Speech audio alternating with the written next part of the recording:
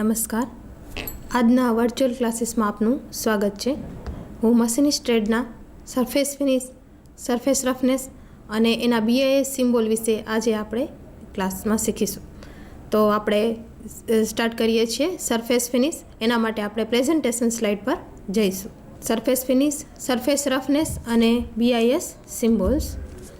હવે સૌથી પહેલાં તો સરફેસ ફિનિશ એટલે શું, સરફેસ ફિનિશ કોને કહી શકાય અને એ વસ્તુ છે શું એ આપણે જોઈશું. તો સૌથી પહેલાં તો કોઈ પણ સપાટી જે છે એ કેવી છે એ આપણે 2-3 રીતે ચેક કરી શકીએ છીએ. એક માત્ર આંખોથી જોઈને, બીજી આપણે હાથથી ટચ કરીને અને ત્રીજી કોઈ પણ સાધનના ઉપયોગ કરી અને આપણે જોઈ શકીએ છીએ કે એ સરફેસ કેવી છે. આપણે અત્યાર સુધી જોયા સામાન્ય જીવનની અંદર તો આપણે કહીએ છીએ કે આ થોડું ખરબચડું છે, આ થોડું લીસું છે કે આ થોડું વધુ લીસું છે. પણ ટેકનિકલની અંદર આપણે સરફેસને કેવી રીતે ઇન્ક્લુડ કરીશું, સરફેસની વ્યાખ્યા કેવી રીતે કરીશું અને સરફેસ કઈ પ્રકારની હોય તે આપણે જોઈશું. તો સૌથી પહેલાં તો સરફેસના આપણે ગુણધર્મો જોઈએ, બરાબર. તો સરફેસના ગુણધર્મો કયા છે? તો સૌથી પહેલો ગુણધર્મ જે છે એ સરફેસનો જે છે એ છે રફનેસ. રફનેસ એટલે શું? તો રફનેસને આપણે પ્રાઇમરી સ્ટ્રક્ચર કહી શકીએ છીએ. કે જ્યારે આપણે ટેકનિકલ ભાષાની અંદર કહીએ તો કોઈ પણ ઓપરેશન કર્યા પછી ડાયરેક્ટ આપણે સપાટીને ચેક કરીએ તો એ રફ હોય છે. તો એને આપણે જે છે એ આપણે રફ જે છે એ કહી શકીએ છીએ. બીજી જે છે એ વેવીનેસ સપાટી છે, જે સેકન્ડરી સ્ટ્રક્ચર બતાવે છે. તો આપણે ટેલિટોપ ઉપર એની 2-3 ઇમેજીસ જોઈશું કે રફનેસ, વેવીનેસ, પ્રોફાઇલ એ કયા પ્રકારની જે સપાટીઓ આપણને દર્શાવે છે. આપણે ટેલિટોપ ઉપર એની ઇમેજીસ જોઈશું. જે છે સૌથી પહેલાં આપણે જોઈ શકીએ છીએ કે અહીંયા સપાટી જે છે એ ટૂલ ફીડ માર્ક્સ છે. આપણે ટૂલ જે અહીંયા કટિંગ કર્યું હશે તો એના માર્ક્સ જે છે આપણે જોઈ શકીએ છીએ. તો એ આ એક પ્રકારની સરફેસ છે. બીજું જે છે એ ટૂલ બતાવેલું છે કે ટૂલ આના ઉપર જે રન થાય છે તો ત્યારે એના કટને લીધે આ એક પ્રકારની સરફેસ ઉપર સ્ક્રેચીસ પડે છે. એના પછી જોઈએ તો અહીંયા વેવીનેસ પ્રકારની સરફેસ છે જે સેકન્ડરી સ્ટ્રક્ચરમાં આપણે જોયું કે અહીંયા ટૂલને ચાલવાથી આ પ્રકારના કટ્સ પણ જે છે એ મટીરિયલ ઉપર બની જાય છે. જે રફનેસ જે છે એ આપણે એને કહી શકીએ છીએ. પછી ત્રીજા પ્રકારની જે છે એ આપણે વેવીનેસ સાઈડમાંથી જોઈએ અહીંયાથી તો કયા પ્રકારનું સ્ટ્રક્ચર જે છે એ ક્રિએટ થાય છે આપણે અહીંયા જોઈ શકીએ છીએ. હવે ફરીથી આપણે પ્રેઝન્ટેશન સ્લાઇડ ઉપર આવી જઈશું. આપણે જોઈએ છે તો રફનેસ આપણે પ્રાઇમરી સ્ટ્રક્ચર જોયું, પછી વેવીનેસ સેકન્ડરી સ્ટ્રક્ચર જોયું અને પ્રોફાઇલ એ પણ એક પ્રકારનું સ્ટ્રક્ચર છે કે જેની અંદર આપણે જ્યારે ટૂલ ચલાવીએ છીએ તો ટૂલને લીધે અલગ અલગ પ્રકારના અંદર સ્ક્રેચીસ પડે છે જે આપણને પ્રોફાઇલ બતાવે છે. તો એ આપણે જોઈએ કે કયા પ્રકારના જે છે એ પ્રોફાઇલ અંદર હોય છે. એના પછી જે છે લે, તો લે જે છે એ કયા પ્રકારનું હોય છે તે આપણે ટેલિટોપની અંદર જોઈશું. શું છે તો કે જોબની સપાટી ઉપર રહેલા માર્કિંગની દિશાને લે કહેવામાં આવે છે. જોબની જે સપાટી હોય છે તેના ઉપર માર્કિંગ દિશાના જે સ્ક્રેચીસ હોય છે એને આપણે લે કહી શકીએ છીએ. તે ઉત્પાદન પદ્ધતિ ઉપરથી નક્કી થાય છે અને તેની સંજ્ઞાઓ ISI મુજબ નીચે આપેલી છે. તો આપણે જોઈએ એને કે કયા પ્રકારના જે છે એ લેસ આપણે જોઈએ છીએ. તો સૌ પ્રથમ જે છે સમાંતર લે માટે અલગ અલગ પ્રકારની અહીંયા એવું કહેલું છે કે ઉત્પાદન પદ્ધતિ એટલે કે જ્યારે કોઈ વસ્તુનું ઉત્પાદન કરતી વખતે કયા પ્રકારની ઉત્પાદન પદ્ધતિ ઉપયોગમાં લેવામાં આવે છે તો એના પ્રમાણે એના ટૂલ્સ પણ અલગ અલગ હોય છે. તો એ ટૂલ્સને લીધે એના ઉપર અલગ અલગ પ્રકારના માર્કિંગ્સ બની જાય છે. તો એ માર્કિંગ દિશાઓ અલગ અલગ હોય છે, એને લે કહેવામાં આવે છે. હવે એમાં જો સમાંતર માર્કિંગ્સ થયા હોય તો એને સમાંતર લે કહેવામાં આવે છે અને એના માટેની નિશાની જે છે આજે આપણે મેથ્સની અંદર બરાબરની નિશાની કરીએ એવી સમાંતર લે માટેની નિશાની છે. બીજી જે છે એ લંબરૂપ લે, બરાબર. લંબરૂપ લે માર્કિંગની દિશામાં જે બને છે એના માટેની નિશાની મેથ્સની અંદર જે લંબ આવે છે એ નિશાની બનવામાં આવે છે. પછી ક્રોસમાં જો બનેલા લેસ હોય તો એના માટેની નિશાની X દ્વારા દર્શાવવામાં આવે છે.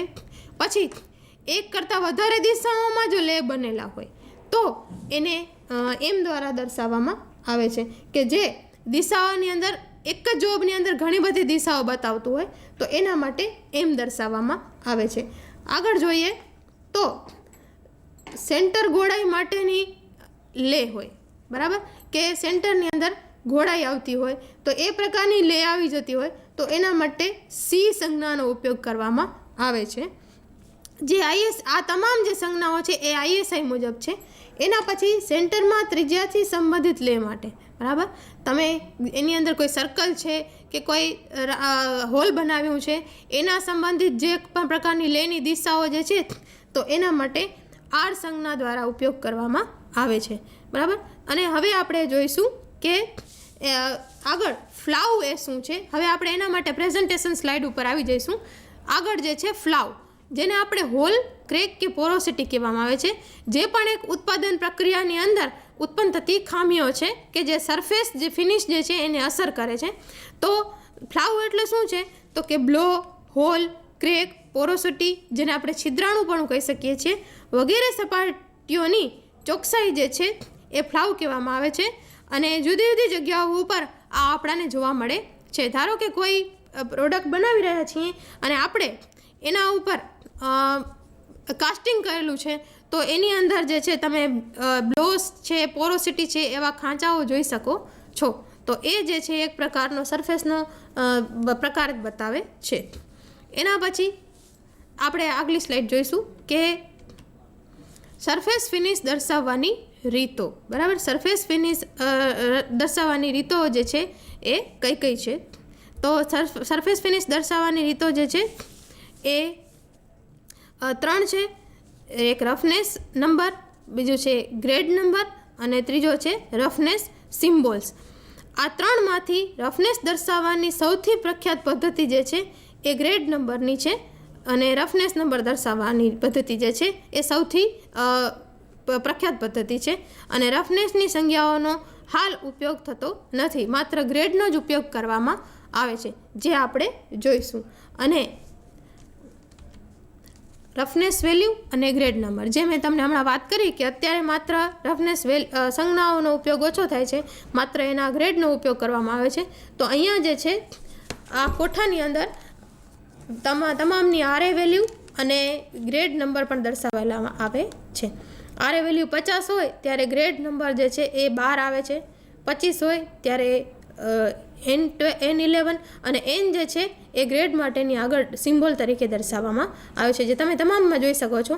1થી કરી અને 12ની અંદર આગળ N લગાવવામાં આવે છે, જે ગ્રેડ નંબર માટે આગળ ઉપયોગ કરવામાં આવે છે. N1 grade, N2, N3, N4 આ રીતે. અને દરેકની જે છે RA વેલ્યુ જે ફિનિશિંગ વેલ્યુ કહી શકાય છે 0.025, 0.05, 0.1 આ બધી ફિનિશિંગ વેલ્યુ બતાવે છે કે કોઈ પણ ઓપરેશન કર્યા પછી એ કયા ગ્રેડનું ફિનિશિંગ કરી શકશે અથવા તો એ કયા ગ્રેડનું રફનેસ બતાવશે એ આપણે આ ગ્રેડ નંબર ઉપરથી જાણી શકીએ છીએ. આ ગ્રેડ નંબર તમને એ બતાવે છે કે સપાટી કેટલી રફ છે અથવા તો સપાટી કેટલી ફિનિશ છે. રફનેસ અને ફિનિશિંગ એ એક પ્રકારની સપાટીની ક્વોલિટી જ બતાવે છે. રફનેસ એ પણ એક ક્વોલિટી છે અને ફિનિશ સરફેસ જે છે એ પણ એક પ્રકારની ક્વોલિટી છે. તો એના માટે હું તમને એક અલગ અલગ ઓપરેશન કરવાથી કયા કયા પ્રકારની રફનેસ ક્રિએટ થાય છે કે ફિનિશિંગ ક્રિએટ થાય છે એ તમને હું ટેલીટોપ ઉપર બતાવીશ. તો આની અંદર આપણે જોઈ શકીએ છીએ કે surface roughness expected from manufacturing processes. અલગ અલગ પ્રકારની મેન્યુફેક્ચરિંગ પ્રોસેસ કરવાથી કયા કયા પ્રકારનું રફનેસ ક્રિએટ થાય છે એ આપણે જોઈ શકીએ છીએ. મતલબ કે સપાટી કેવી તૈયાર થાય છે. તમે ધારો કે અહીંયા બતાવ્યું છે ફ્લેમિંગ, સોવિંગ અને ચિપિંગ. આ 3 ઓપરેશન આપણે મિકેનિકલ ગ્રુપમાં કરીએ તો એ ઓપરેશન કરવાથી સપાટી કેવી રહેશે તો એ આપણને અહીંયા બતાવેલું છે. અને એ 6.3થી 200ના રેશિયોની અંદર આપણને જોવા મળશે કે એની રફનેસ મેક્સિમમ હશે એ બતાવે છે. તમને ખ્યાલ હોય તો ચિપિંગ જે છે એ એકદમ રફ સરફેસ ક્રિએટ કરે છે. ચિપિંગ કર્યા બાદ મટીરિયલ ઉપર સ્ક્રેચીસ બની જાય છે, વેવીનેસ બને છે અને અલગ અલગ દિશાઓની અંદર કટ્સ ક્રિએટ થાય છે. તો એની અંદર આપણે ચિપિંગ જે છે એ સૌથી રફ જે છે એક સરફેસ ક્રિએટ કરે છે. પછી એના પછી ફ્લેમિંગ છે, સોવિંગ છે, આ બધી જે છે એ મેક્સિમમ સપાટી રફ ક્રિએટ કરે છે, જે આપણે અહીંયા જોઈ શકીએ છીએ. એના પછી હોટ રોલિંગ દ્વારા જે છે એ ચિપિંગ કરતાં થોડીક ઓછી રફનેસ ક્રિએટ કરે છે, જે આપણે જોઈ શકીએ 2.5 થી 50ની રફનેસની અંદર આવે છે. એના પછી આપણે જોઈએ તો પ્લેનિંગ મશીનની અંદર આપણે જો જોબ કરતા હોઈએ તો એની રફનેસ પણ સરફેસ ફિનિશ જે છે આ 1.6 થી 50ની વચ્ચે તમને મળી શકે છે. એના પછી સેન્ડ કાસ્ટિંગ, જે કાસ્ટિંગ પ્રક્રિયા છે એની અંદર જો રફનેસ પાછી વધી ગઈ, જે છે 5 થી 50ની અંદર આવી ગઈ. અહીંયા થોડો રફનેસનો રેશિયો આગળ આવ્યો ફિનિશિંગનો, અને અહીંયા થોડો પાછળ જતો રહ્યો. એવી રીતે આપણે અહીંયા અલગ અલગ મશીન છે, ટર્નિંગ અને મિલિંગ મશીનની રફનેસ, પછી ફાઇલિંગ કરવાથી કેટલી સરફેસ જે છે કયા પ્રકારની પ્રોસેસ કરવાથી રફનેસ કેટલી આવે છે આપણે અહીંયા જોઈ શકીએ છીએ. એના પછી ડિસ્ક ગ્રાઇન્ડિંગ કરવાથી, એના પછી હેન્ડ ગ્રાઇન્ડિંગ કરવાથી, એના પછી ડ્રિલિંગ કરવાથી કેટલી પ્રકારની કયા પ્રકારની સરફેસ રફનેસ ક્રિએટ થાય છે જોઈ શકીએ છીએ. એના પછી રેડિયલ કટ ઓફ સેવિંગ, એમાં કયા પ્રકારની રફનેસ ક્રિએટ થાય છે. એના પછી પરમેનન્ટ મોલ્ડ કાસ્ટિંગ કરીએ એની અંદર કયા પ્રકારની જે રફનેસ છે કયા રેશિયોમાં આવે છે આપણે જોઈ શકીએ છીએ. 0.8 થી 6.3 રેશિયોની અંદર આવે છે. અને જેમ જેમ આપણે નીચે આવીએ ને એમ જોઈએ છીએ કે રફનેસ જે છે એ જે મેન્યુફેક્ચરિંગ પ્રોસેસ છે એના કરવાની રફનેસ જે છે આગળ આવતા થોડી ફિનિશિંગ વધતી જાય છે. મેક્સિમમ રફનેસ, એના પછી અહીંયા મિડલ રફનેસ, એના પછી થોડી આગળ આવી ગઈ ફિનિશિંગ, થોડું હજી વધારે આગળ આવ્યા થોડું ફિનિશિંગ વધારે આપે છે, થોડી વધારે ફિનિશિંગ. એમ કરતાં આપણે જ્યારે અહીંયા આગળ આવીએ છીએ તો ત્યારે આપણાને અલગ અલગ જે મેન્યુફેક્ચરિંગ પ્રોસેસ જે છે અલગ અલગ એ એના ટૂલની ક્વોલિટી અથવા તો એની પોતાની પ્રોસેસ જે મશીનિંગ પ્રોસેસ થાય છે એની અંદર અલગ અલગ પ્રકારની રફનેસ ક્રિએટ કરે છે. એના પછી આપણે જોઈએ એક્સટ્રુશન, પછી રીમિંગ, બ્રોચિંગ અને હોબિંગ એની અંદર, પછી ડાય કાસ્ટિંગની અંદર, પછી હાઈ પ્રેશર કાસ્ટિંગની અંદર, પછી બર્નિશિંગની અંદર, પછી હોનિંગની અંદર, સુપર ફિનિશિંગ જે કરીએ એ, પછી લેપિંગ અને પોલિશિંગ. આ બધા જે છે એ અલગ અલગ મેન્યુફેક્ચરિંગ પ્રોસેસ જે છે એ આપણાને અલગ અલગ પ્રકારની ફિનિશિંગ જે છે એ સરફેસ આપણને પ્રોવાઈડ કરે છે. તો હવે આગળ જે છે આપણે સ્લાઇડ ઉપર જઈશું કે કઈ રીતની આપણે ગ્રેડ જે છે એ આપણે અહીંયા જોયા. તો આપણે જો જોઈ શકીએ છીએ કે 0.025 જે છે એ N1 ગ્રેડ આપે છે, જે આપણે પહેલાં લિસ્ટમાં જોયું લગભગ ક્યાંય એ 0.025નો ગ્રેડ હતો નહીં. એટલે કે જે એકદમ ઊંચી ફિનિશિંગ વેલ્યુ છે એ આપણને કોઈ મેન્યુફેક્ચરિંગ પ્રોસેસથી ડાયરેક્ટ મળતી નથી, એના માટે આપણે સ્પેશિયલ ફિનિશિંગ કરવું પડે છે. તો આ બધા જે ગ્રેડ છે એ ગ્રેડ જે છે એ તમામ BISના પ્રમાણે વેલ્યુ પણ આપેલી છે, જે માઇક્રોનમાં આપેલી છે. આ બધી વેલ્યુ જે છે એ સરફેસ ફિનિશની અંદર એની અલગ અલગ વેલ્યુ ઉપરથી આપણે અલગ અલગ ગ્રેડના નામ આપી શકીએ છીએ. અને આ ગ્રેડ જે છે એ આ સ્ટાન્ડર્ડાઇઝ છે, એટલે જેને આપણે પોતાની મેળે ફેરફાર કરી શકતા નથી. જો કોઈ સપાટી ઉપર એમ લખેલું છે કે N8, એનો મતલબ કે એની સરફેસ ફિનિશિંગ વેલ્યુ જે છે 3.2 બતાવે છે, 3.2 માઇક્રોન બતાવે છે. એના પછી રફનેસના સિમ્બોલ ISI 3073 અને 1967 મુજબ આપણે જે ISIના સિમ્બોલ જે છે એ આપણે જોઈએ છે. જે આપણે આગળ 1થી કરી અને 12ના ગ્રેડ જોયા, એ ગ્રેડને સિમ્બોલ દ્વારા પણ દર્શાવી શકાય છે ડાયરેક્ટ. જ્યાં આ સિમ્બોલ આપેલું હોય તો સમજી જવાનું કે એની રફનેસનો ગ્રેડ છે N11 કે N10 હોઈ શકે છે. પછી ધારો કે આ સિમ્બોલ આપેલું છે તો એનો ગ્રેડ પણ 8, 9 અને 7 એ ત્રણમાંથી કોઈ હોઈ શકે. પછી N5, N4 અને N6 આપેલું હોય અને આવી નિશાની આપેલી હોય તો સમજી જવાનું કે એ નિશાની જે છે એ આ ત્રણના રફનેસ ગ્રેડ બતાવે છે. અને લાસ્ટમાં N1, N2 અને N3 આ રીતનું જે છે એ તમને ગ્રેડ બતાવે છે. તો આપણે આ પદ્ધતિની અંદર આપણે જોઈશું. અને આ જ વસ્તુ આપણે એક મશીન આપણે એક જે છે મારી પાસે સરફેસ રફનેસ કમ્પેરિઝન સ્પેસિમેન છે, એના દ્વારા પણ આપણે ટેલિટોપ ઉપર સેમ વસ્તુ જે છે આપણે જોઈશું, જેના તમે જોઈને તમને ખ્યાલ આવી જશે જે બંને વસ્તુનું મિશ્રણ છે કે રફનેસ સપાટી અને એના સિમ્બોલ્સ એ કઈ રીતે દર્શાવી શકાય છે એ આમાં તમે જોઈ શકશો. તો એના માટે આપણે ટેલિટોપ ઉપર જઈશું. આની અંદર આપણાને ટેલિટોપ પર આપણે જોઈ શકીએ છીએ કે આ અલગ અલગ સપાટીઓ બધી આપેલી છે તમામ. અહીંયા આપેલી છે હોરિઝોન્ટલ મિલિંગ કરવાથી જે સપાટીની રફનેસ કેવી ક્રિએટ થાય છે એ અલગ અલગ ગ્રેડમાં આપેલી છે. અને અહીંયા તમે જોઈ શકો છો એના સિમ્બોલ પણ તમને અહીંયા સિમ્બોલ પણ તમે જોઈ શકશો કે આ અલગ અલગ સિમ્બોલ આપેલા છે કે એની રફનેસ કેવી મળશે તમને અહીંયા. અને એના ગ્રેડ પણ આપેલા છે N10, N9, N8, N7 અને એનું સિમ્બોલ, પછી અહીંયા N6 N5 એનું સિમ્બોલ, અને અહીંયા સપાટી કેવી તૈયાર થાય છે એ તમે અહીંયા જોઈ શકો છો. અહીંયા પણ એની વેલ્યુઓ પણ તમામ આપેલી છે. આર એની વેલ્યુઓ આપેલી છે, આર ઝેડની વેલ્યુઓ પણ અહીંયા આપેલી છે. તમે જોઈ શકો છો કે વર્ટિકલ મિલિંગ મશીન ઉપર કરવાથી આ જે સપાટી જે છે એ કેવી તૈયાર થાય છે. આ રફ સપાટી ક્રિએટ થાય છે. પછી ટર્નિંગ કરવાથી કેવી સપાટી ક્રિએટ થાય છે. આ 1 ગ્રેડની સપાટી, આ એના પછી 9 ગ્રેડ, 8 ગ્રેડ, 7, 6, 5, જેમ આગળ જાઓ છો એમ સપાટીની ફિનિશિંગ જે છે એ વધતી જાય છે. અને તમે જેમ આ નંબર આગળ જાઓ છો એમ સપાટીની રફનેસ જે છે વધતી જાય છે. એ તમે આની અંદર જોઈ શકો છો. આ તમામ સ્ટીલની પ્લેટો ઉપર એક પ્રકારનું ફિનિશિંગ બતાવેલું છે. તમામ મશીનનું છે. હોરિઝોન્ટલ મિલિંગ મશીનનું છે. પછી ગ્રાઇન્ડિંગ મશીન. જો ગ્રાઇન્ડિંગ મશીન જે છે એ કમ્પેરેટિવલી હોરિઝોન્ટલ મિલિંગ મશીન કે વર્ટિકલ મિલિંગ મશીન કે ટર્નિંગ મશીન કરતાં ઊંચી સરફેસ ફિનિશ આપે છે, જે આપણે આ સ્લાઇડમાં જોઈ શકીએ છીએ. અહીંયા જો ગ્રાઇન્ડિંગ મશીન જે છે એ N7, N6, N5, N4, N3 અને N2 એ પ્રકારનું સરફેસ ફિનિશિંગ આપણને પ્રોવાઈડ કરે છે, જે આપણે ટચ કરીને કે જોઈને વિઝ્યુઅલી પણ આપણે જોઈ શકીએ છીએ કે સરફેસ ફિનિશ જે છે એ ઊંચા પ્રકારનું છે. એના પછી અહીંયા આપેલું છે આપણને ફ્લેટ રીમિંગ જે છે, તો રીમિંગ કરવાથી કયા પ્રકારનું ફિનિશિંગ મળે આપણે જોઈ શકીએ છીએ. અહીંયા થોડી રફ સરફેસ છે, અહીંયા થોડી એનાથી ફિનિશિંગ, એનાથી ફિનિશ્ડ અને ફિનિશ્ડ. તો આવી રીતે જઈએ તો ફિનિશિંગ જે છે એ વધતું જાય છે. અહીંયા N2 ફિનિશિંગ સુધીની તમને સપાટીઓ બતાવેલી છે. અને N2 ફિનિશને જે સિમ્બોલ પણ આપેલું છે અહીંયા આ જોઈ શકીએ આપણે, જે સ્લાઇડમાં જોયું એ સેમ સિમ્બોલ અહીંયા બતાવેલા છે, જે છે કે N6 N5 એના માટેનું સિમ્બોલ, પછી આપેલું છે N10નું સિમ્બોલ, N9 8 અને 7નું સિમ્બોલ, અને અહીંયા આપેલું છે N7નું સિમ્બોલ, N6 N5 અને N4નું સિમ્બોલ આપેલું છે અહીંયા. અને આ જે લાસ્ટમાં જે N3 અને N2નું સિમ્બોલ આપેલું છે. અને N1 જે છે એ એકદમ ફાઇન સપાટી આવે છે, જે આપણે આમાં બતાવેલી નથી. તો આ તમામ જોઈને તમને ખ્યાલ આવી જશે કે આ સરફેસ ફિનિશિંગ જે છે એ કયા પ્રકારનું હોઈ શકે. અને સરફેસ ફિનિશિંગને આપણે વિઝ્યુઅલી કઈ રીતે જોઈને નક્કી કરી શકીએ કે કેટલી સપાટી રફ છે અને કેટલી ફિનિશ છે. જે આ બંને જોઈને તમે સીધા વિઝ્યુઅલી જ નક્કી કરી શકશો કે આપણે જોઈને પણ નક્કી કરી શકીએ છીએ કે સપાટી રફ છે કે સપાટી જે છે એ ફિનિશિંગ છે. અને આ બધા ગ્રેડ છે એ શું બતાવે છે, તો સપાટીની રફ સપાટીની ફિનિશ સપાટી વસ્તુ એક જ છે. ગ્રેડ શું બતાવે છે, માત્ર સપાટી કેવી છે એ ઇન્ડિકેટ કરે છે.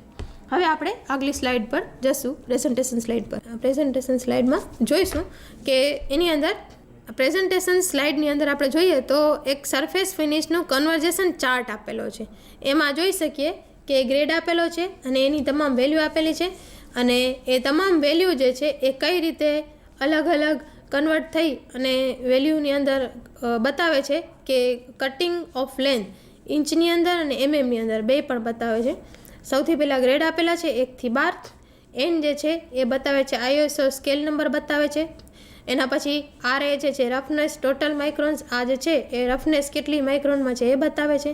એના પછી રેફરન્સ જે છે એ માઇક્રોન્સની અંદર છે એ બતાવે છે.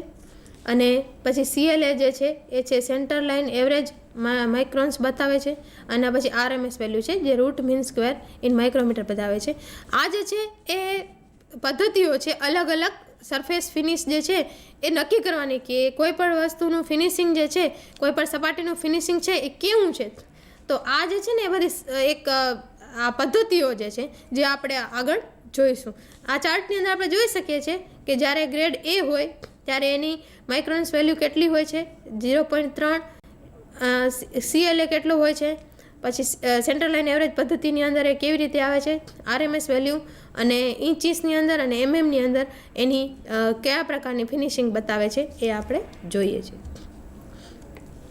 એના પછી આપણે જોઈએ સરફેસ ફિનિશિંગનું મૂલ્ય કેવી રીતે મેળવી શકાય. એમને આપણે જોઈને વિઝ્યુલાઇઝ કરીને કે પછી એવી રીતે તો આપણે નક્કી કરીએ તો એ જે સરફેસ ફિનિશ જે છે એ આપણે સરખી રીતે બતાવી શકતા નથી. એનું કોઈ આપણે ફિક્સ મૂલ્ય બતાવી શકતા નથી. તો એનું જે મૂલ્ય બતાવવા માટે આપણે એક ચોક્કસ એવી પદ્ધતિ આપણી પાસે કોઈ હોવી જોઈએ કે જેના દ્વારા આપણે સરફેસ ફિનિશિંગ જે છે એ ચોક્કસ રીતે બતાવી શકીએ. કારણ કે જોવાથી અને અડવાથી આપણે દરેક વ્યક્તિ જેમ ફરે એમ એનું મૂલ્ય ફરે છે. જો હું જોઉં છું તો મારી રીતે હું એને હું એને આઈડેન્ટિફાય કરીશ. કોઈ બીજું વ્યક્તિ જોવે છે તો એ એની રીતે આઈડેન્ટિફાય કરશે. તો આ રીતે કોઈ આપણને સ્ટાન્ડર્ડ વેલ્યુ મળતી નથી. તો સરફેસ ફિનિશનું મૂલ્યાંકન કરવા માટેની આ 3 પદ્ધતિ છે. પહેલી છે સેન્ટર લાઇન એવરેજ પદ્ધતિ, બીજી છે રૂટ મીન સ્ક્વેર પદ્ધતિ અને ત્રીજી છે પીક ટુ વેલી એવરેજ પદ્ધતિ. તો સૌથી પહેલાં આપણે સેન્ટર લાઇન એવરેજ પદ્ધતિ શું છે એ આપણે ટેલિટોપમાં જોઈશું કે સેન્ટર લાઇન પદ્ધતિ છે શું. હવે સેન્ટર લાઇન પદ્ધતિમાં શું હોય છે કે આ જે છે ને રફનેસ બતાવે છે કે આ એક સપાટી ઉપર આ રીતના અપ એન્ડ ડાઉન્સ, મોટા અપ છે, નાના છે, આ રીતના અપ એન્ડ ડાઉન્સ છે. તો એ અપ એન્ડ ડાઉન્સને એક એવરેજ લાઇનથી ડિફાઇન કરી દેવામાં આવે છે કે એવરેજ લાઇન દોરી દેવામાં આવે છે, જેને આપણે આરએ કહેવામાં આવે છે. તો આ રીતનું સેન્ટર લાઇન એવરેજ પદ્ધતિ જે છે એના દ્વારા આપણે કરી શકીએ છીએ કે કેટલી સપાટીની રફનેસ છે એનું મૂલ્ય આપણે મેળવી શકીએ છીએ. હવે આમાં શું છે કે આ પદ્ધતિમાં અમુક સેમ્પલ લાઇનમાં તેની સેન્ટર લાઇનથી ઉપર અને નીચે રહેલી સપાટી જે છે, એટલે આ એક સેન્ટર લાઇન છે, એનાથી ઉપર રહેલી સપાટી અને નીચે રહેલી સપાટીનો સરેરાશ કાઢવામાં આવે છે, એવરેજ કાઢવામાં આવે છે, અને તેને એમ પદ્ધતિ અથવા મીન લાઇન પદ્ધતિ પણ કહી શકાય છે. ઇન્ડિયન સ્ટાન્ડર્ડ મુજબ આરએ વડે અને બતાવવામાં આવે છે, જેને આપણે આરએ કહીશું, જે સરેરાશ રફનેસનું સંક્ષિપ્ત સ્વરૂપ આપે છે, જે માઇક્રોન વડે દર્શાવવામાં આવે છે. આરએ જે છે એની વેલ્યુ જે છે આપણે માઇક્રોનમાં દર્શાવશું, જે આપણે હમણાં ચાર્ટની અંદર જોયું. આ રીતે નક્કી કરી શકાય છે. આરએ નક્કી કરવા માટે આપેલી પ્રોફાઇલની મધ્યરેખા નક્કી કરી, એટલે કે આ પ્રોફાઇલ જે છે એની મધ્યરેખા નક્કી કરવામાં આવે છે અપ એન્ડ ડાઉનની, અને તેની સાથે જે પ્રોફાઇલ કર્વ બનાવે છે, ઓરિજિનલ પ્રોફાઇલનો નીચલો ભાગ ફોલ્ડ કરી, આ જે ઓરિજિનલ પ્રોફાઇલ છે એનો નીચેનો ભાગ ફોલ્ડ કરી દેવામાં આવે છે, અને કર્વની નવી મધ્યરેખા શોધવામાં આવે છે, અને મધ્યરેખાનું બંને વચ્ચેનું અંતર જે છે એ આરએ વેલ્યુ બતાવે છે. અને આ પદ્ધતિમાં મધ્યક વક્રની ઉપર અને નીચેની રહેલી સપાટી જે છે એ સમાનતાની એવરેજ શોધવામાં આવે છે. એનો મતલબ કે આ અપ અને ડાઉન, અપ ડાઉન, આની આપણે એક મધ્યરેખા શોધી, આ મધ્યરેખા શોધ્યા બાદ આ સપાટીને નીચેની જે સપાટી છે એને ફોલ્ડ કરી દેવામાં આવે છે, પછી એની ઇમેજ લેવામાં આવે છે અને એક બીજી લાઈન દોરવામાં આવે છે. એ લાઈન દોર્યા બાદ એની સેન્ટર લાઈન લેવામાં આવે છે, જે આપણને આ વેલ્યુ બતાવશે કે આ સપાટીની રફનેસનું મૂલ્ય જે છે એ કેટલું મળી શકે છે. એના પછી બીજી પદ્ધતિ એ છે રૂટ મીન સ્ક્વેર પદ્ધતિ. જે આપણે રૂટ મીન સ્ક્વેર પદ્ધતિની અંદર શું હોય છે કે આ પદ્ધતિમાં એક મધ્યરેખા ઉપર સમાંતરે ઘણા બધા ઓર્ડિનેટ સેટ કરી અને આરએમએસ વેલ્યુ મેળવવામાં આવે છે. સમાન લંબાઈના જોબ માટે આરએમએસ વેલ્યુ મેળવવામાં આવે છે, અને એટલા માટે આ પદ્ધતિ જે છે એ મોટાભાગે સમાન લંબાઈના ઘણા બધા જોબ જે છે એ ચેક કરવા માટે વપરાય છે. સમાન લંબાઈના જોબ માટે આરએમએસ વેલ્યુ આરએ વેલ્યુ કરતાં 11% જેટલી વધારે હોય છે, જે આપણે સ્લાઇડની અંદર જોઈશું. રૂટ મીન સ્ક્વેર પદ્ધતિ છે જે આપણે જોઈ, એની અંદર શું થાય છે કે સમાન લંબાઈના જોબ હોય તો એની આરએમએસ વેલ્યુ જે છે એ આરએ વેલ્યુ કરતાં 11% જેટલી વધારે આવે છે. તો એને લીધે આપણે આ પદ્ધતિ જે છે એ ઓછી પ્રચલિત છે. ત્રીજી છે પીક ટુ વેલી એવરેજ પદ્ધતિ. પીક ટુ વેલી એવરેજ પદ્ધતિ જે છે એમાં શું હોય છે તો કે અમુક સેમ્પલિંગ જે છે એ લંબાઈમાં રહેલા અમુક ઊંચામાં ઊંચી પીક અને તેના જેટલી જ નીચામાં નીચી વેલીનું વચ્ચેનું અંતર એ પીક ટુ વેલી એવરેજ પદ્ધતિ દ્વારા દર્શાવવામાં આવે છે. આપણે આગળ જે ટેલિટોપમાં જોયું તો એની અંદર શું હતું કે એક અપ હતી સરફેસ અને એક ડાઉન સરફેસ હતી. તો એ મેક્સિમમ અપ સરફેસ અને મેક્સિમમ ડાઉન સરફેસ એની વચ્ચેની એક સરફેસ લઈ લેવામાં આવે છે, જેને પીક ટુ વેલી એવરેજ પદ્ધતિ કહેવામાં આવે છે. અપ સરફેસ અને ડાઉન સરફેસ વચ્ચેની એક એવરેજ સપાટી લઈ અને એનું મૂલ્ય કાઢી લેવામાં આવે છે, અને એને જેની રફનેસનું મૂલ્ય આપણે ગણી લેવામાં આવે છે. તો આ 3 પદ્ધતિઓ જે છે એ એની રફનેસની પદ્ધતિઓ છે. હવે આપણે ટેલિટોપ ઉપર ડ્રોઈંગમાં આવતી જે સંજ્ઞાઓ જે છે રફનેસ દર્શાવવા માટે એ આપણે જોઈશું. એના માટે આપણે ટેલિટોપ ઉપર એક ડ્રોઈંગ જોઈશું. આ જે છે એ બેઝિક સંજ્ઞાઓ છે. બેઝિક સંજ્ઞા શેના માટેની તો કે રફનેસ બતાવવાની, અને ડ્રોઈંગની અંદર આપણે જે તે ડ્રોઈંગની અંદર અલગ અલગ ઓપરેશન કર્યા હોય તો એ ઓપરેશનને કઈ રીતે બતાવી શકાય, રફનેસ કઈ રીતે બતાવી શકાય એના માટેનો આ સિમ્બોલ છે. એની અંદર A, B, C, F, D અને E આપેલા છે, અને અહીંયા 2 વચ્ચે 60 ડિગ્રીનો જે છે એ ખૂણો દર્શાવે છે. તો આ ડ્રોઈંગ શું બતાવે છે તો એની અંદર એ જે છે એ શું બતાવે છે, એ અહીંયા આપેલો છે, એ શું બતાવે છે, તો આ જગ્યા પર રફનેસ વેલ્યુ અથવા રફનેસ ગ્રેડ અપાય છે. ધારો કે આ એક સપાટી છે, ધારો કે મિલિંગ કરેલી સપાટી છે, તો મિલિંગ સપાટી ઉપર જ્યારે આવું નિશાન મૂકવામાં આવે તો એની જગ્યાએ શું બતાવવામાં આવે છે, તો કે એની રફનેસ વેલ્યુ અથવા તો એનો ગ્રેડ જે આપણે જોયો N1 થી કરીને N12 સુધીના ગ્રેડ હતા, એમાં કે આ સપાટી જે બની ગઈ છે અત્યારે, આ સપાટી જે તે મેન્યુફેક્ચરિંગ પ્રોસેસથી તૈયાર થઈ છે, એ સપાટીની અત્યારે રફનેસ વેલ્યુ કેટલી છે, તો એ રીતે અહીંયા એ કરી અને અહીંયા એ વેલ્યુ દર્શાવવામાં આવે છે. એક્ઝામ્પલ તરીકે અહીંયા બતાવેલું છે કે અથવા 0.8 લખી દેવામાં આવે અને અથવા તો N6 બતાવવામાં આવે. N6 એટલે કે એનો જે ગ્રેડ હતો એ ગ્રેડની ફિનિશિંગ આ સપાટી દર્શાવે છે. એના પછી છે બી અહીંયા આપેલો છે. તો બી શું બતાવે છે, તો કે અહીંયા પ્રોડક્શન પદ્ધતિ, ટ્રીટમેન્ટ, કોટિંગ વગેરે દર્શાવવામાં આવે છે કે આ જે પદ્ધતિ, આ જે જોબ, ધારો કે નીચે જે જોબ છે એના ઉપર આપણે બનાવેલું છે આ નિશાની, તો એ જોબ જે છે એ કઈ પદ્ધતિ દ્વારા બનાવવામાં આવ્યો છે, તો એ બીમાં દર્શાવવામાં આવે છે. અહીંયા આપેલું છે એક્ઝામ્પલ ટર્નિંગ, અને આ જો મિલિંગથી બનાવેલો હોય, મિલિંગ મશીન ઉપર બનાવેલો હોય તો મિલિંગ આમાં આવે છે કે પ્લેન મિલિંગ કરેલું છે કે પછી હોરિઝોન્ટલ મિલિંગ કરેલું છે, કે જે પ્રકારનું હોય એ અહીંયા બીની જગ્યાએ દર્શાવવામાં આવે છે. એના પછી છે સી જે છે, અહીં સેમ્પલની લંબાઈ લખાવવામાં આવે છે કે દાખલા તરીકે આ સેમ્પલની લંબાઈ કેટલી છે, તો 25. પછી બીજી કોઈ હોય તો અહીંયા દર્શાવવામાં આવે છે. સીની જગ્યાએ સેમ્પલની લંબાઈ આપણે બતાવી શકીએ છીએ. એના પછી જે છે એ છે ડી. એ બતાવવામાં આવે છે લેની દિશા આપેલી હોય છે, જે આપણે આગળ જોઈ ગયા કે લેની અલગ અલગ દિશા હોય છે, સમાંતર દિશા એમ છે, સી છે, એક્સ છે, આર છે, સી છે, એ આપણે અગાઉ જોઈ ગયા. તો અહીંયા આના ઉપર કયા પ્રકારની લે છે એ બતાવવા માટે આપણે અહીંયા આની અંદર ધારો કે લંબ છે, તો અહીંયા લેની દિશા જે છે લંબ દર્શાવવામાં આવે છે, જે ડીની જગ્યાએ આપણે બતાવી શકીએ છીએ. એના પછી છે ઈ જે છે એ અહીં મશીનિંગ એલાઉન્સીસ આપવામાં આવે છે.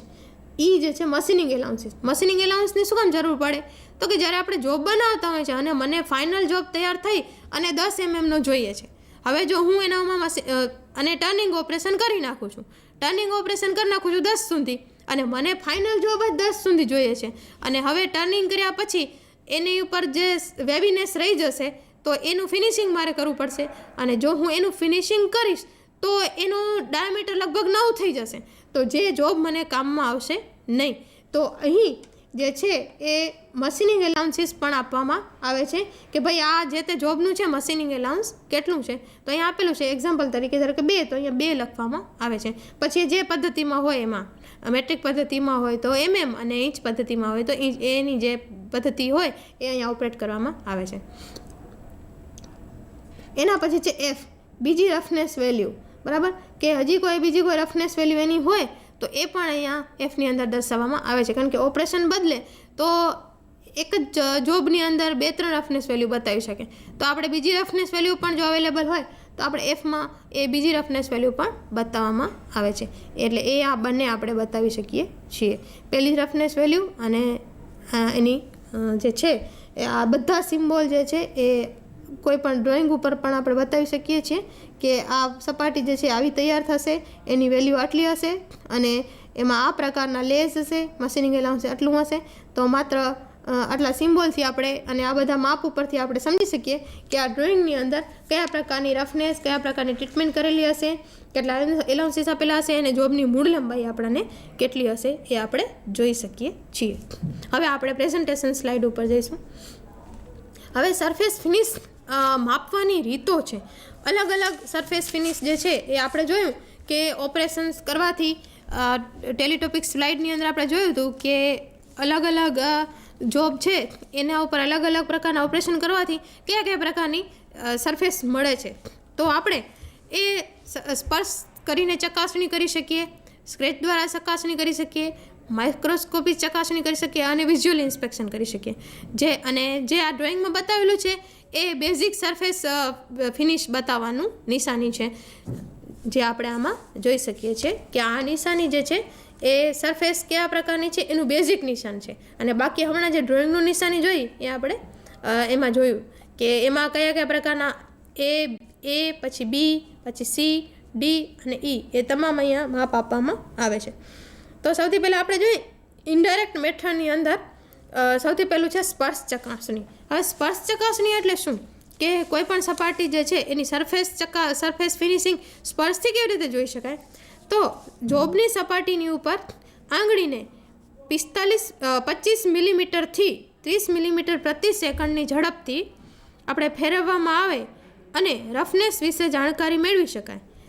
આ પદ્ધતિથી 0.125 મિલીમીટર સુધીની અસમાનતા જાણી શકાય છે, જે આપણી સેન્સ બતાવે છે કે મને કોઈ પણ સપાટી ચેક કરવાની મારી ચામડીની સેન્સ હોય એના ઉપર આ કામ કરે છે.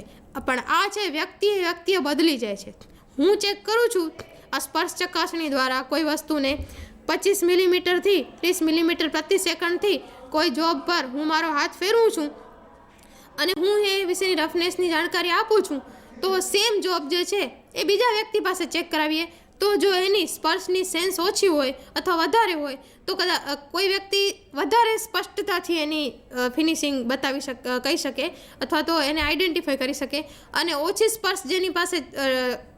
ઓછી સ્પર્શ શક્તિ હોય તો એ જે છે એ એની સપાટીની જે ચકાસણી કર્યા પછી એની રફનેસ કંઈક અલગ બતાવે છે. તો ફિનિશિંગ જે છે એનામાં ફેરફાર આવે છે. બે વ્યક્તિ અલગ અલગ સ્પર્શ ચકાસણી કરે તો બે વ્યક્તિના કન્ક્લુઝન અલગ અલગ હોય છે.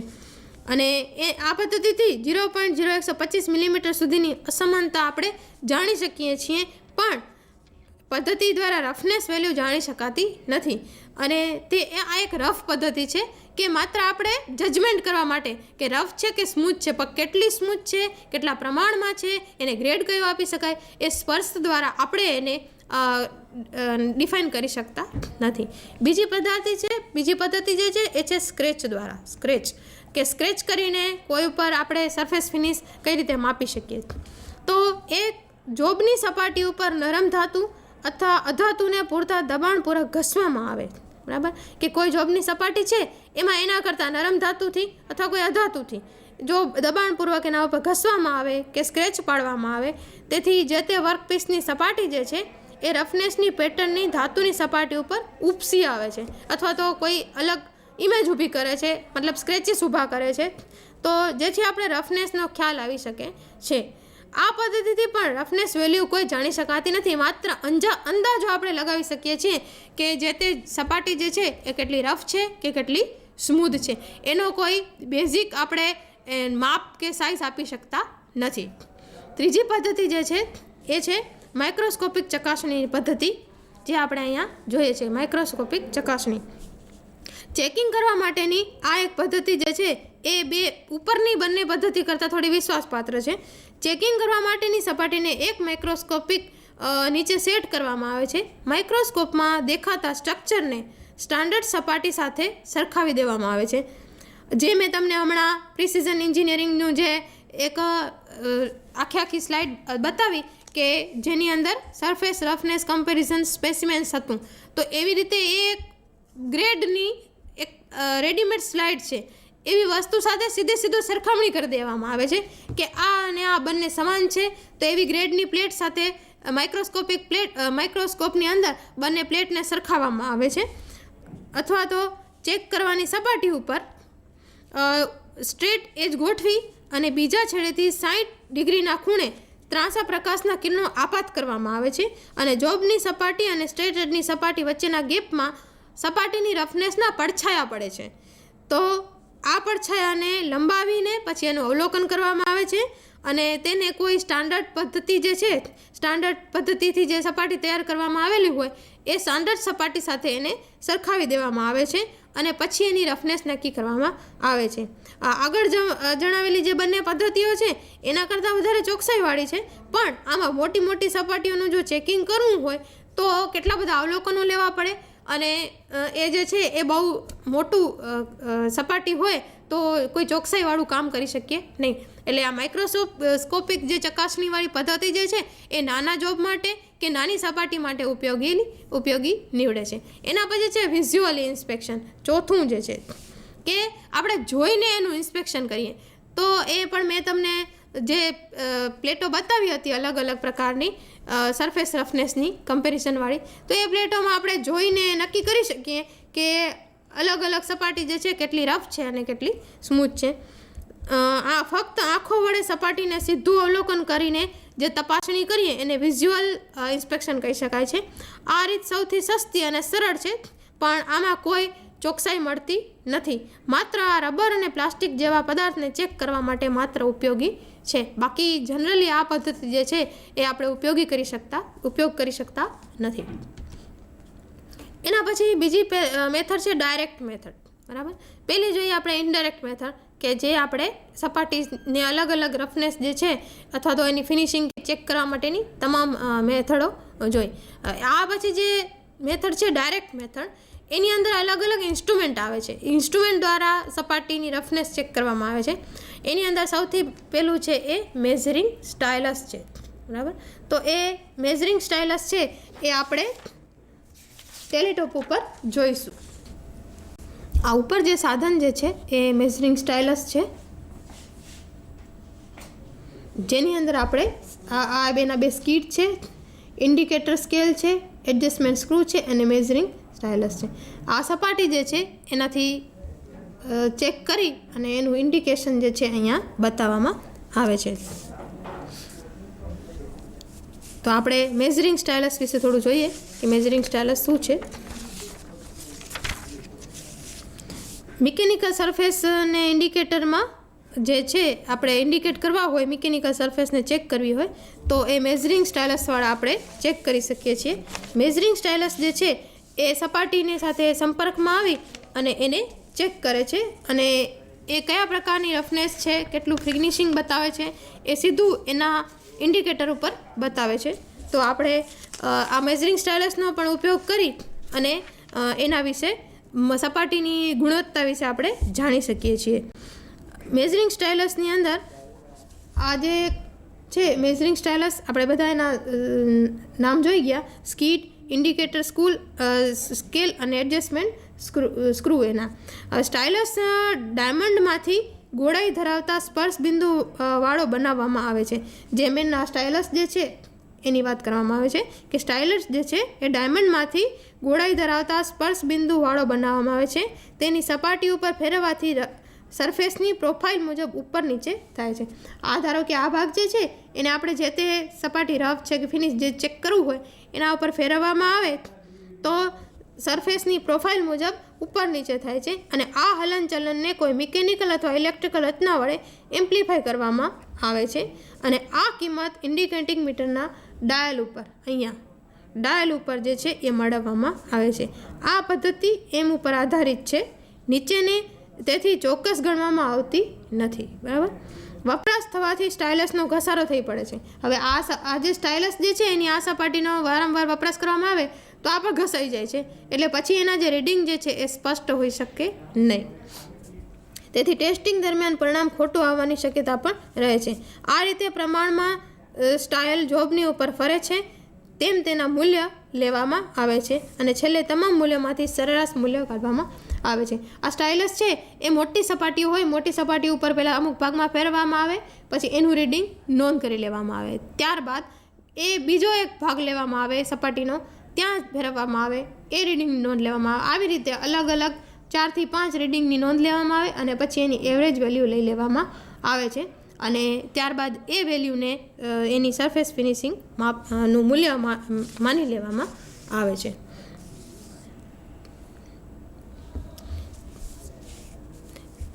એના બાદ જે છે એ આપણે જોઈએ તો છે ટેલિસર્ફ. બરાબર. તો ટેલિસર્ફ આપણે જોઈએ. આની અંદર નીચેના પણ સાધનમાં આપણે જોઈ શકીએ છીએ કે આ રીતે અલગ અલગ જે છે આ પણ એક બીજું એ સાધન છે કે જે આપણે એની અંદર ઉપયોગમાં લઈ શકીએ છીએ. હવે આપણે જ આવી જઈએ પ્રેઝન્ટેશન સ્લાઇડ ઉપર આવીએ. પ્રેઝન્ટેશન સ્લાઇડમાં આપણે જોયું કે મેં તમને જે સ્ટાઇલસ બતાવ્યું એમાં મેઝરિંગ સ્ટાઇલસ હતું, સ્કીડ પણ હતી, ઇન્ડિકેટર સ્કેલ હતો, એડજસ્ટમેન્ટ સ્ક્રૂ હતો અને બીજી એક પદ્ધતિ છે ટેલિસર્ફ પદ્ધતિ, જે ઇલેક્ટ્રોનિક ડિવાઇસ પદ્ધતિ છે, જે મેં તમને હમણાં ટેલિટોપની અંદર બતાવી કે એ એક ઇલેક્ટ્રોનિક પદ્ધતિ છે. ટેલિસર્ફ જે છે એ ટેલિસર્ફ એક ઇલેક્ટ્રોનિક સાધન છે. મોટા વર્કશોપ, ટૂલ રૂમ, લેબોરેટરીમાં તેનો ઉપયોગ થાય છે. તેનો મેઝરિંગ હેડ, સ્ટાઇલસ અને મોટર રેસ એમ 2 ભાગ હોય છે. સ્ટાઇલસના હલનચલનને ઇલેક્ટ્રિકલ સિગ્નલમાં ફેરવામાં આવે છે. એમ્પ્લીફાય કરી ડિજિટલ ડિસ્પ્લે ઉપર મેળવવામાં આવે છે. આમ ઇલેક્ટ્રોનિક પદ્ધતિ દ્વારા સપાટીનું ચેકિંગ થાય છે. અને આ જે છે એ ટેલિસર્ફ જે છે એ ઇલેક્ટ્રોનિક ડિવાઇસ છે, જે આપણે ટેલિટોપમાં જોઈ શકશું. મેં તમને હમણાં બતાવી હતી. આ જે છે એ ટેલિસર્ફ છે. ટેલિસર્ફની અંદર જે વાત કરી એ પ્રમાણે ટૂલ રૂમ અને લેબોરેટરીની અંદર આપણે જો કોઈ બી સરફેસ જે છે એને મેઝર કરવી હોય તો આ ઉપયોગમાં આવે છે. અહીંયા સ્ટાઇલસ આપેલું છે અને અહીંયા મોટર રેસ આપેલી છે, જે આપણે વાત કરી હમણાં. મોટર રેસ એમ 2 ભાગ હોય છે મેન, અને મેઝરિંગ હેડ હોય છે, અને અહીંયા રેકોર્ડર છે, અને સરફેસ એનાલાઇઝર એમ્પ્લીફાયર છે. સ્ટાઇલસ દ્વારા જે છે જે તે સપાટી સાથે એને સંપર્કમાં લાવવામાં આવે છે, અને સ્ટાઇલસના હલનચલનને ઇલેક્ટ્રિકલ સિગ્નલની અંદર ફેરવવામાં આવે છે, અને એ ડિસ્પ્લે જે છે એ પહેલાં રેકોર્ડ થાય છે અને પછી એ ડિસ્પ્લે થાય છે. અહીંયા એમ્પ્લીફાય કરી અને ડિજિટલ ડિસ્પ્લે ઉપર મેળવવામાં આવે છે. આ મોટર રેસ છે. અહીંયા જે સંપર્ક સપાટી હોય એ જે અપ એન્ડ ડાઉન્સ આવે, જે સપાટી સાથે આપણે સરખાવતા હોઈએ અથવા જે સપાટી ચેક કરવાની હોય એ સપાટી અપ એન્ડ ડાઉન થતી હોય તો એ તમામ સિગ્નલ જે છે અહીંયા આવે, એમ્પ્લીફાય થાય અને એ જે રેકોર્ડ થાય અને એને જે છે એ ડિજિટલ ડિસ્પ્લે ઉપર બતાવવામાં આવે છે. આ એક ઇલેક્ટ્રોનિક પદ્ધતિ દ્વારા સપાટીનું ચેકિંગ કરવામાં આવે છે. આ બીજી બધી સપાટી કરતાં વધારે વિશ્વાસપાત્ર જે છે એ સપાટીનું જે ચેકિંગ કરી આપે છે. આપણે આ સાધનો દ્વારા સૌથી અત્યારના તમામ સાધનો જોયા એમાં આ સાધન જે છે એ થોડું પોર્ટેબલ નથી, પણ આપણે મોટાભાગે આનો ઉપયોગ વિશ્વાસપાત્રતા તરીકે આપણે આ સાધનનો ઉપયોગ વધારે કરવામાં આવે છે. હવે આપણે પ્રેઝન્ટેશન સ્લાઇડ ઉપર જોઈશું. પ્રેઝન્ટેશન સ્લાઇડમાં આપણે અહીંયા 2 સાધન બતાવવામાં આવેલા છે. સરફેસ ફિનિશ ચેક કરવાના આ 2 ઇન્સ્ટ્રુમેન્ટ છે. તમે જોઈ શકો કે અહીંયા જે છે એ પિન છે, જેને આપણે સપાટી સાથે સપાટી ઉપર સરકાવવામાં આવે છે, અને આ કેબલ દ્વારા અહીંયા એમ્પ્લીફાય થાય છે, અને એ સપાટી કેટલી અપ એન્ડ ડાઉન થાય છે એ આ ડિસ્પ્લે ઉપર જે છે એ આપણે જોઈ શકીએ છીએ. તો આ ડિસ્પ્લે જે છે એ આપણને સપાટી જે છે એના અપ એન્ડ ડાઉન્સ જે છે બતાવે છે, અને એમાં અલગ અલગ સપાટી સાથે સંપર્ક લઈ અને એના ડિસ્પ્લે ઉપર આવેલા રીડિંગ છે એ નોંધવામાં આવે છે, અને પછી એની એવરેજ વેલ્યુ લઈ લેવામાં આવે છે. જો સપાટી નાની હોય અને સિંગલ જગ્યાએ હોય તો સીધું રીડિંગ લઈ શકાય છે, પણ જો સપાટી વિશાળ હોય તો અલગ અલગ જગ્યાએ રીડિંગ લઈ અને પછી એની એવરેજ વેલ્યુ લેવામાં આવે છે. અને અહીંયા બીજી એક જે છે સાધન છે, ઇન્સ્ટ્રુમેન્ટ, જેને આપણે જે અહીંયા નીચે સપાટી આપેલી છે એ સપાટી ઉપર નીચે સ્ટાઇલસ લગાવેલું હોય છે, જે એના ઉપર સરકાવવામાં આવે છે. સરકાવવાથી જે બી એના અલગ અલગ વેવ્સ અથવા તો વેવી સપાટી હોય, ફ્લેટ સપાટી હોય કે ખરબચડી સપાટી હોય તો એના ડિફ્લેક્શન સીધા અહીંયા આપણે જોઈ શકીએ છીએ. તો એ ડિફ્લેક્શન ઉપરથી આપણે એના અલગ અલગ રીડિંગ લઈ અને પછી નક્કી કરી શકીએ કે કેટલા એરિયામાં ફિનિશ સપાટી છે, અથવા તો આખી ફિનિશ સપાટી છે, અથવા તો રફ સપાટી કેટલી છે, એ આપણે આના દ્વારા જોઈ શકીએ છીએ. અને આ તમામ જે સાધનો જે છે એ સરફેસ ફિનિશ ચેક કરવા માટેના ઉપયોગમાં લેવામાં આવે છે, અને ઇન્ડસ્ટ્રીની અંદર આ સાધનનો ઉપયોગ મેક્સિમમ થાય છે. આ પણ સ્ટાઇલસ જ છે, પણ થોડા એડવાન્સ પ્રકારના ઉપયોગમાં લેવામાં આવે છે. અને મેં જે તમને ટેલિટોપ ઉપર બતાવ્યા એ એનાથી થોડા સામાન્ય જે છે એ પણ એટલા જ વિશ્વાસપાત્ર સાધનો છે, પણ એની એક્યુરેસી જે છે જેમ જેમ સાધન મોંઘું થતું જાય અને જેમ જેમ ડિજિટલાઇઝ થતું જાય તેમ એની એક્યુરેસી જે છે સાધનની વધતી જાય છે. તો આપણે આ પ્રકારના સાધનો દ્વારા સરફેસ ફિનિશિંગ ચેક કરી શકીએ છીએ. હવે સરફેસ ફિનિશ જે છે એ સ્ટાન્ડર્ડાઇઝ કેવી રીતે કરવી જોઈએ? આપણે સ્ટાન્ડર્ડાઇઝ આપણે કેવી રીતે નક્કી કરી શકીએ કે આ આપણી સપાટી જે છે એ સ્ટાન્ડર્ડ સપાટી છે કે નથી? તો એ આપણે આ બધા સાધનો દ્વારા ચેક કરી અને એને એની જે મૂલ્ય આવે છે તમે જોઈ શકો છો કે અહીંયા મૂલ્ય બતાવેલું છે.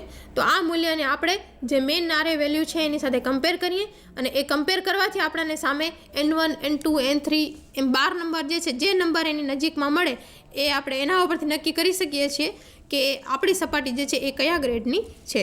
સરફેસ રફનેસ એક અગત્યની રીત વડે જાણી શકાય છે. બીજી એક છે સ્ટાન્ડર્ડ પદ્ધતિ કે એક બોક્સની અંદર 20 બ્લોક આપેલા હોય છે, તેમાં દરેક ઉપર સરફેસ ફિનિશ ચોક્કસ મશીનિંગ ઓપરેશન વડે કરવામાં આવેલા છે. જે મેં તમને આ પ્લેટ બતાવી, દરેક ઉપર મશીનિંગ ઓપરેશનનો પ્રકાર માર્ક કરેલો છે, અને તેની સાથે ઊંચાઈ અને પહોળાઈ માટે રફનેસના નંબર આપેલા હોય છે. તેમાં સ્પર્શ ચકાસણીના આધારે મશીનિંગ કરેલી સપાટીને સ્ટાન્ડર્ડ સરફેસ સાથે સરખાવવામાં આવે છે. અને સ્ટાન્ડર્ડ સરફેસ આકૃતિમાં જે હું તમને ટેલિટોપ ઉપર બતાવીશ ફરીથી, એ આપણે જોઈશું. જે હું તમને કહું છું કે સ્ટાન્ડર્ડાઇઝ જે છે એ આપણે ટેલિટોપ ઉપર ફરીથી જોઈશું, જેના દ્વારા આપણે જોઈ શકીએ.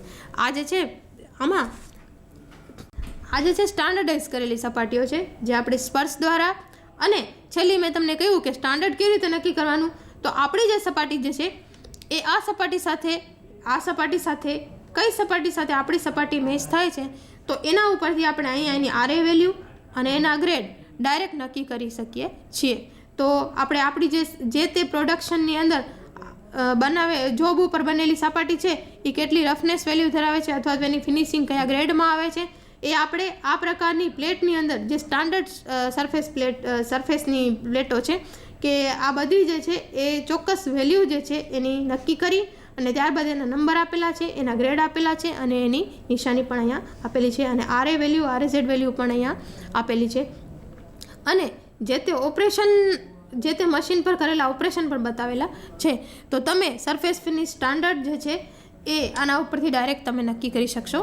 અને સ્પર્શ ચકાસણી દ્વારા જે આપણે વાત કરી, તો આ સ્પર્શ ચકાસણી દ્વારા પણ હું નક્કી કરી શકું છું કે આ સપાટી રફ છે. આંખથી જોવા દ્વારા પણ ખબર પડે છે કે આ સપાટી રફ છે અને આ સપાટી વધારે ફિનિશ છે. તો એ આપણે આ સ્ટાન્ડર્ડ પ્લેટ દ્વારા નક્કી કરી શકીએ છીએ. તો મિત્રો, આપણે આજે આપણે સરફેસ ફિનિશનું આ ચેપ્ટર જોયું અને સરફેસ ફિનિશ, સરફેસના ગ્રેડ, BIS સિમ્બોલ તમામ વિશે આપણે જોયું. તો આપણે કોઈ પણ સપાટી જે છે એને જોઈને કેટલા ગ્રેડની છે, એનું મૂલ્ય કેટલું હશે, એ આપણે સીધી રીતે નક્કી કરી શકતા નથી. એના માટે આપણે દેખીતી રીતે, આડકતરી રીતે પણ આપણે આ ગ્રેડનો ઉપયોગ કરવો જ પડશે અને એને આ ગ્રેડની પ્લેટનો ઉપયોગ કરી અને સ્ટાન્ડર્ડ આપણે વેલ્યુ જે છે એની સાથે આપણી સપાટીની કમ્પેરિઝન કરી અને આપણે એનો ગ્રેડ નક્કી કરી શકીએ છીએ. કારણ કે કોઈ પણ સપાટી જે છે કેટલી રફ છે, કેટલી ફિનિશ્ડ છે, એ આપણે સીધા જોઈને કે આપણા કોઈ સાદા એવા અનુભવ ઉપરથી કહી શકતા નથી. માટે આપણે આ કોઈ પણ પદ્ધતિનો આપણે જે જોઈ ગયા એમાંથી કોઈ પણ એક પદ્ધતિનો કે અનેક પદ્ધતિનો ઉપયોગ કરી અને આપણે એનું મૂલ્ય નક્કી કરી શકીએ છીએ અને આ સ્ટાન્ડર્ડ પ્લેટ સાથે એને સરખાવી અને એનો ગ્રેડ પણ નક્કી કરી શકીએ છીએ કે આ જે છે સપાટી જે છે એ કયા ગ્રેડની છે.